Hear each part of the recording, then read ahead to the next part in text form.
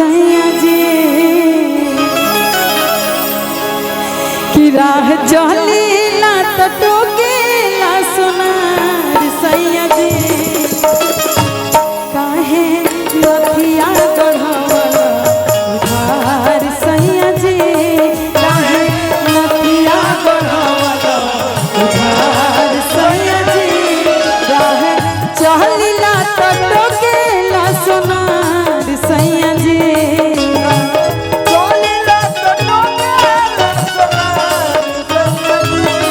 राह चहलिला टोकेला सोनार सैया जी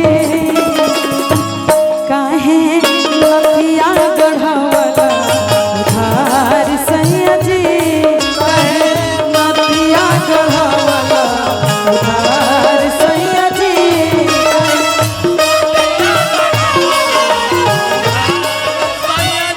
अभय बाबा की तरफ से बहुत बहुत प्यार आशीर्वाद ये गाना को हम डिमांड कर ले रहे हैं।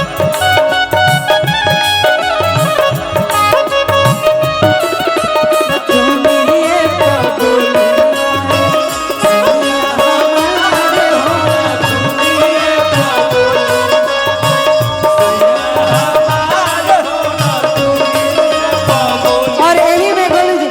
कि पियावा जहत बाड़ पुलिस के बहलिया में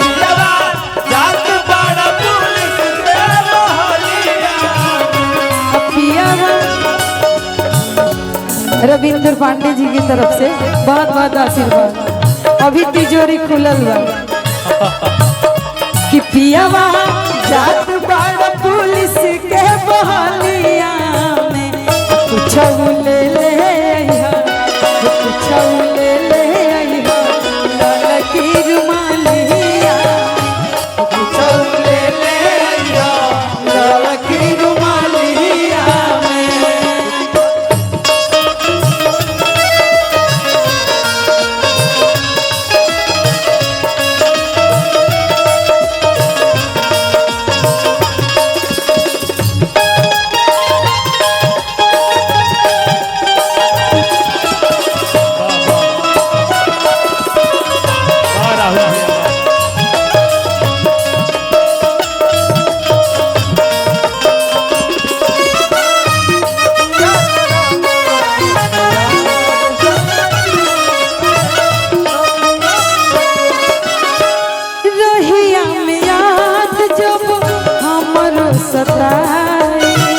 लाल की रुमाल लिहा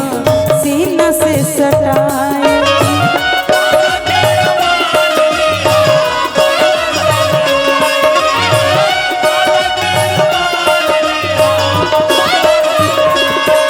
रहिया में याद जब हमारो सताए लाल की रुमाल लिहा सीना से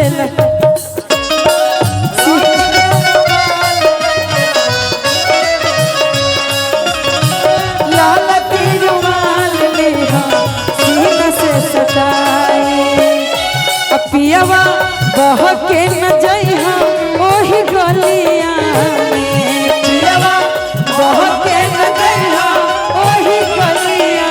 में कुछ ले ले अइहा लाल की रुमालिया कुछ ले ले अइहा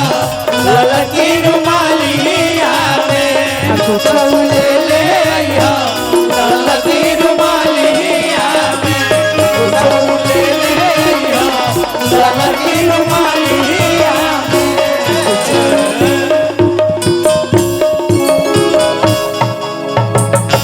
छपारा ले जाओ कहाँ फिट हो